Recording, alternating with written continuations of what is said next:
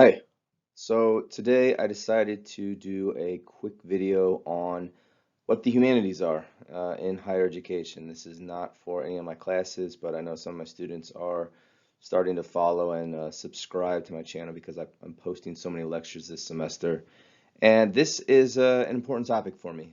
In the link below, I am going to put my convocation speech from the start of the fall 2020 semester that I gave to all incoming freshman students that you're welcome to listen to if you want. It's about 11 minutes long, but this is just sort of a more focused, more informal discussion on what the humanities are and what this whole idea of what a liberal arts degree is supposed to be about. This comes from some frustration that I've definitely had over the last, I don't know, 15 or so years since I started graduate school and I started getting into the classroom and interacting with students. I teach in the humanities. I'm communication arts and science at Penn State. And so, yeah, there's this big question of just trying to explain to students what is a liberal arts degree and what is it that they're supposed to be learning, and uh, sort of work that into sort of what they're supposed to be expert in, right? If you're going to graduate with an undergraduate degree, you should be expert in something. And this is sort of a big question that the students have when they're signing up for various liberal arts degrees, as well as what their parents are the questions the parents have. Um, as far as, what is a liberal arts degree going to do for my student? They're going to come out of college and what is it that they're going to learn? And this is the question that I try to offer them and answer them, but I do think that it's a question that even a lot of professors out there are starting to lose sight of as far as what is it that we are teaching, and what can we foundationally tell our students that they're going to be expert in when they graduate from our various fields across the humanities, within the liberal arts. Humanities and liberal arts are sort of used interchangeably. I'm probably going to use them interchangeably for the duration of this short video. All right, so if you get a liberal arts degree, the one thing that I tell students is that you have to read a lot. And this comes to this sort of second point here highlighted in red, where it's, yeah, like you should be reading. And the reason that I tell students that is that if you're going into the humanities, what is it that you think you're going to be expert in outside of having a deep understanding of the human condition that's found in books, literature, art, architecture, music, etc. Like that is what you are expert in when you get out. It's like you understand the history of people, right? In whatever sort of specific field you're going into. And in order to do that, you have to read a lot. So you can kind of compare this to some of what are known as the hard sciences. If you go and get a degree in IT, right? Some sort of computer, whatever. You're gonna leave and you're just like, okay, I am now expert at writing specific computer code. If you go into biology, you are expert in some sort of specific, some sort of specific field within biology as far as being able to understand and dissect certain, animals, bacteria, what have you. Chemistry, it's like you walk out and it's like, I understand the periodic table. If you go into the humanities, you should be able to tell people it's like, I'm going to walk out and I have a deep understanding of all of the books that have been written that are specific to whatever it is that I'm going to sort of claim as my subject matter of expertise. So one thing that I encourage my students to do, the very optimistic side of me, is that you should be reading a lot. And I don't think that it's unreasonable, right, to tell students that you should read about about 200 books over the course of 4 years, which ends up being about a book a week, right? Now, 200 books and the vast amount of books that are available is not that many, right? But there's a few reasons that I encourage students, the students who are really gung-ho about, I am going to college in order to get an education, right? Knowledge for the sake of knowledge, like I want to better myself. Um, 200 books sort of within the classics tradition over the course of 4 years, about one book a week. This is what you should be aiming for, all right? Now, I know that some students, they think that this is too much, this is overwhelming. But again, I say, like, if you're getting a degree in the liberal arts, you should understand these very important authors and artists and composers sort of within this sort of academic canonical system, right? Now we can have a debate on what is and what should and shouldn't be included in the academic canon. I'm open to that debate. But, maybe 150 books, you can say, your professors have some sort of canonical understanding of what you should include. And then 50 books is sort of choose your own adventure if you want to really deep dive into a specific topic or a specific genre of literature, right? But you should have this sort of broad understanding of literature and art around the world. Now, if that's a little too optimistic, right, those are for the really gung-ho students. This is what I think should be bare minimum, all right? And I mentioned this in my convocation speech, where I challenge students to this three sets of 50, right? And again, I think this should be bare minimum. If you're not doing this in college, I really start to question what is it that you're spending 40 years in the prime of your life doing, right? The prime of your life, 18 to 22, 18 to 23.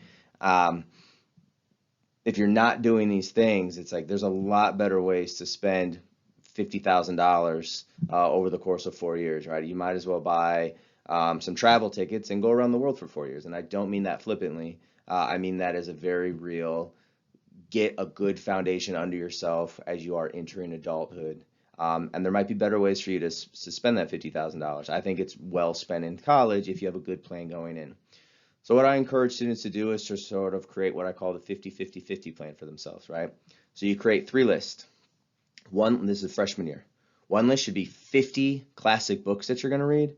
One list should be 50 classic pieces of art that you're going to study and have a good understanding of. And one list is 50 music compositions of important music, right? So it could be some sort of, I don't know, something out of an opera, or some sort of, something from a ballet, something from whatever your musical taste are. It's like create a list of 50, pieces of music that have been created that sort of fit into a general large understanding of how the world works, right? So there really is this sort of like historical component to a liberal arts degree where you come in and you understand, okay, the last, several hundred years, here are these sort of foundational created pieces of art and literature, music that have stood up to the test of time, right? And when I leave and I walk across the stage and I get my diploma, I'm an expert in that. I'm an expert in understanding the human condition, right? The humanities. It's like I understand the human condition. And the only way you can understand the human condition is by understanding what are those sort of markers along the road of human history that have sort of withstood the test of time. All right, so that's what we're doing. We're looking for these little pieces of created artwork, created expression from the human experience that have upheld. That's what we're going after, right? So this is what you should expect if you want to get a liberal arts degree. Now, some people say, well, I don't want to be an expert in, or I don't want to read this many books. And I say, that's fine, right? Maybe you should, like, and it's perfectly acceptable. And again, I don't mean this flippantly, sarcastically, or anything else, right? But it is one of those things. It's like, okay, well, maybe go and get a degree in mathematics, right? When you graduate with a math degree, you say, I can, perform certain formulas, and I understand certain proofs, and I've sort of studied the various mathematicians who have created whatever sort of problems that arise, and I can sort of create algorithms and what have you, right? It's like you have a practical skill in that. The humanities, because there's sort of less, it's not as clear what the practical application is, right? It's not solving a formula, right? Or mixing chemicals, or dissecting animals, or writing computer code, right? The expert comes in, I have a deeper understanding of the human experience because I've studied and I've read the great pieces of art that have come out of the human experience, right? I love this quote by James Baldwin, who is this very handsome man here, picture of him, American writer. So he has this quote where he says, you think your pain and your heartbreak are unprecedented in the history of the world, but then you read. Right? It was books that taught me that the things that tormented me most were the very things that connected me with all the people who were alive, who had ever been alive. Right? So let's go to the next slide, and we're going to unpack this a little bit. So just the term liberal arts in general, right? We think of it, liberal, right? It's liberating, right? It's liberty, it's freedom, right? It liberates you by understanding the liberal arts and sort of taking in the entirety of the human experience, you start to realize that you're not alone, right? When people sit around and they have this sort of woe is me attitude, I don't I don't dismiss the pain that people feel from living life. Life is a painful uh, it's a painful endeavor at times, right? It can be tragic, all right? So it's filled with all these different things: death, divorce, infidelity, bankruptcy. You're gonna lose all your money at some point, backstabbing, traitors, as far as your friendships, right? Illness, right? One day you're gonna be on top of the world, super fit, and the next day you're like, I can't lift as much weights, I can't run as fast as I used to, right? Everybody goes through these sorts of pain, through this sorts of pain. Like it becomes very lonely at times for people. Okay, the liberal arts, when you read this and we go back and we think about that James Baldwin quote, right? He's like, I thought I was alone, and then I read books, and I realized that throughout human history, lots of people have been dealing with this stuff, right? Lots of people have gone through this, and all of a sudden I realized, like, oh, like I'm not alone here, right? And that becomes freeing in its own way, because you start to realize that most of the indifference of the world, right? Most of the indifference of the universe, the fact that it's like this like mean, nasty place that's just very indifferent to who you are, right? As a sentient being on this tiny planet orbiting an average star, right? You start to realize, like, oh, like the world isn't conspiring against me. It just happens to be that everybody has their own garbage that they're dealing with, and they don't have time to give me attention and lift myself up. Um, so I highlight this book. I have my first year students read this book, Dostoevsky's Notes from Underground. You should read it, but when you start to understand the message, where it's about a guy and he's the narrator, he is living underground, and it's sometimes people say it's a bad translation. It should be like he's living in a basement or like a crawl space. He's living in like a basement, terrible apartment for 40 years, and he's sort of telling the story of how he ended up there. And his whole story is like, when I was in my early 20s, like people were mean to me and I hate, and my boss didn't like me, and all these people ignored me, and I had this like weird relationship with his prostitute, and he thought the whole world was against him, and so he took all of his toys and he went home, right? And what the message, sort of the overall message of this book is like, the world's indifferent, and you have options. You can either say, yeah, the world's indifferent, and sometimes people are going to ignore you and do awful, horrible things to you, but you can't take it personally, right? Because there's plenty of times when I don't give people the attention that they want, so why do I expect the whole world to give me the attention that I want, right? When we live in what I like to sometimes talk to my students about, this like affirmation cult, like this affirmation world, where it's like everybody has to constantly affirm me. The reality is that you don't affirm most people. So why do you expect the world to also affirm who you are and all your feelings, right? It's like you get a small group of people who you can kind of count on, and everybody else is kind of indifferent to you. They're not actively malicious towards you, but they're just mostly indifferent, right? If somebody doesn't nod at you on the street, which is one of the situations that happens to the narrator in Dostoevsky here, right? It's not because they're like maliciously ignoring you. They're intentionally. It's just that they have other things going on in their head as they're walking down the sidewalk, right?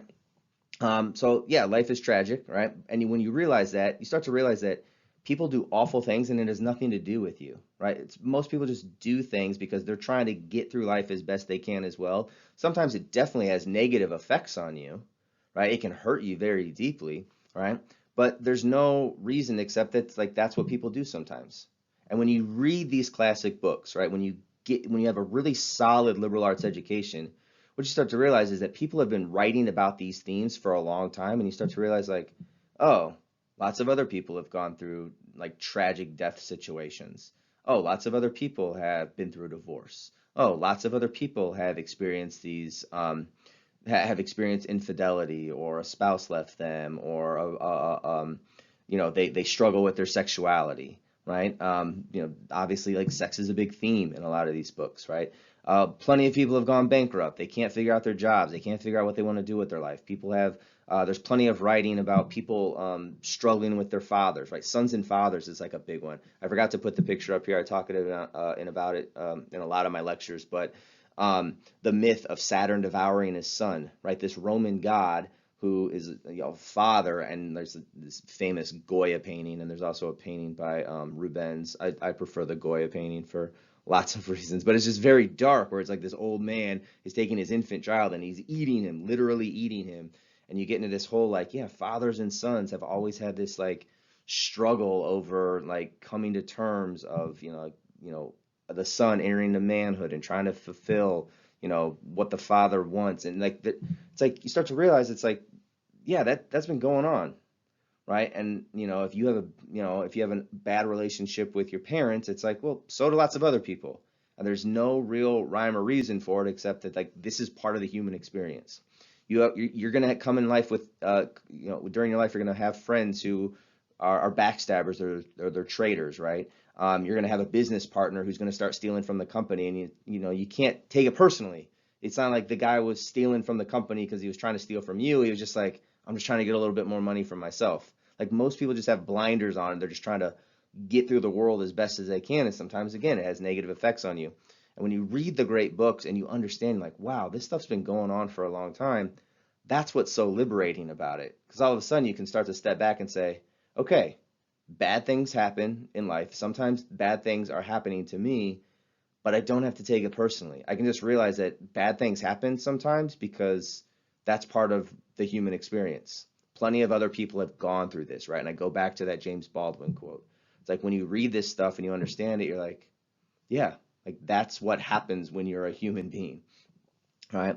And then finally, illness, right? If you're ever suffering with some sort of illness, you start to realize, like, well, I'm a human being. Human beings sometimes get sick, and so there you have it. Like that's the end of it, right? Again, it's no big conspiracy against your life, right? So that's what a liberal arts education should be about. You should be reading a lot of books, the great books. Let me go ahead and skip forward. All right, so the last slide here is you should read the great books. All right, so if you Google, there is this list. It's called like the Great Books Program. I think it came up, probably almost a century ago now. But it's just a collection of sort of like what are the great books. And when I say great books, I tell my, anything over 70 years. And some people have made the argument, well, some people, the reason that some people, that I'm stealing this reason that other people have laid out is that you can't have a great book that you can't have an instant classic book because classics need to sort of sit in the public sphere for a while and breathe, right? That's the only way. The only thing that's going to tell you whether or not a book is great is if there's time, right? Same thing with music and art, right? Pop culture is like a blip on the map, but it's like classic pieces of art, literature, etc. It's like those things, they keep coming around generation after generation. That's the only way you can truly tell if something has some sort of lasting, important quality, right? So you should read the classics. The Great Books Program, there's plenty of lists out there that talk about, various great books. Some lists are, 150 books that you should read. Some are up to 500 books that you should read, kind of stuff. Again, if you're ambitious, you're an undergrad, I suggest 200. But again, this 50-50-50 plan, pick 50 books, great books, classic books, 50 pieces of art, important pieces of art you want to study, and 50 musical compositions that you're going to study. And then you say, okay, I'm a well-rounded expert in the humanities. And the truth of the matter is if you can't do that by the time you graduate, I do start to wonder, it's, what is it that you learned, during your 4 years of college? And that's what makes the liberal arts different than some of like the STEM fields. It's like you leave a STEM field and you're like, I can take two chemicals and I can put them together and make this reaction happen. I can write computer code now. Like there should be some sort of skill that you have. And if you're getting a degree in the humanities, your skill should be, I understand the human condition, right? I have an understanding of the human condition because I dove into these great pieces of artistic creation, and that's what I can go and I can talk about. All right. One thing I mentioned to people is that the great book stuff, it's foundational, it's not finished. So some people start arguing about, who's included on the list, who's not included on the list. We need more inclusion on this, that, or whatever. And it's foundational, it's not finished. All right. Yes, some of the older books, especially when you're going back to Greek and Rome, it's going to be a bunch of, white guys who are Greek and Rome, or Greek and Roman, right? It's like, well, that's just, the times were terrible, right? They excluded women. I mean, obviously people were far more segregated around the world. Just geographically, people didn't travel as much. And so that's what you're gonna have. That's what you're gonna have access to. But it doesn't mean that it's finished, right? And again, you're only reading less than 200 books, so make sure that they're the best of the 200 books. And if you read only 50, or excuse me, 150, try to focus those around the classics, and then maybe you do a deep dive into something that is maybe off the great books list, but you get really into a specific topic. So, for instance, like one of the books I would include on the great books that I have my students read this semester is that we're starting right now, which is why it's in my head, is Richard Wright's Native Son, right? So 1940s, about African American young man from Chicago named Bigger Thomas, and you can read the rest, right? But it's like maybe you read Richard Wright's Native Son, and you're like, okay, now I want to do like a deep dive, like I'm gonna do like 50 books, sort of in mid 20th century African American lit. Maybe some of these authors aren't on the great books list, but I got my 150 books covered, and my last 50 books are going to be like a deep dive into sort of mid 20th century African American literature. All right. And so that's a way to sort of just make sure that you get most of your list covered with the classics, but then you can start doing a deep dive into something that might be a little bit off list, right?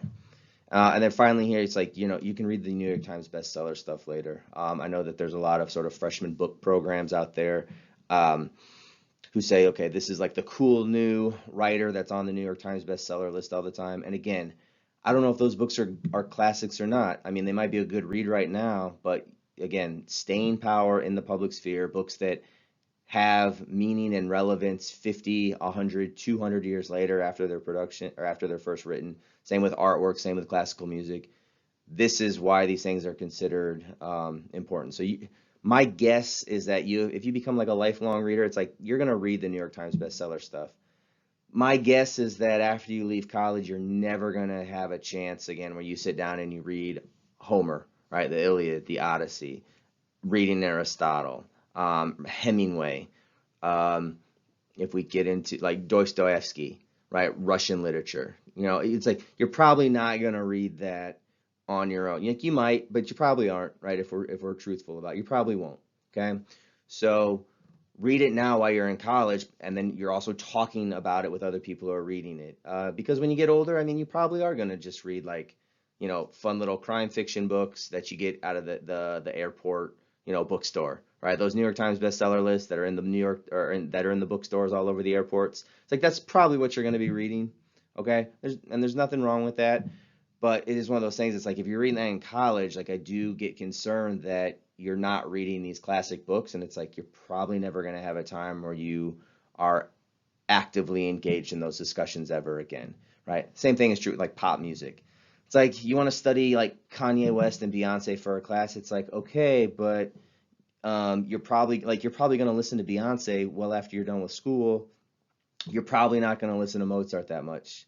You're not going to have a chance to study The Marriage of Figaro, right? Or Tchaikovsky's Swan Lake. It's like study the stuff that you're not going to sort of just tangentially study, later on in life, because again, it's sort of pop culture and it's amorphous and it's kind of all around us anyways. Okay? So study the classics. Think about the stuff that you're not probably going to indulge yourself with after you leave college. That's what a liberal arts degree is. All right?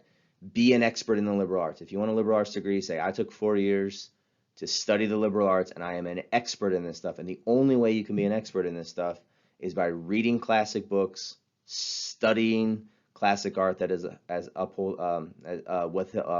withstood the test of time, and study classical pieces of music. All right, again, that has withstood the test of time. All right, that's what you're going to be an expert in if you're in the humanities, you understand the human experience. If you're in the liberal arts, study it. It's liberating. It's nice to know that throughout human experience, lots of other people have gone through the difficulty of the human experience that you're going through as well, as far as death and illness and treachery and backstabbing and money issues and everything else. And then all of a sudden you step back and you say, okay, it's nice to know that I'm not alone in feeling these things. All right. And then you take that and then you let other people know, right? Like, I need you to be an expert in the liberal arts and understand these stories, because you are now going to go out in the world and you're going to tell other people about these stories, right? You're going to lead teams. You're going to, be a coach. You're going to be a teacher. You're going to be a parent. And these are the lessons that we need to kind of keep reminding people of when it comes to the sort of, the anxiety that we all have around various life moments. Okay, that's what the liberal arts is about. I'll take the heat for all of the things that I'm sure people dislike about this discussion, but you should be reading a lot. Okay, I will see you all next time.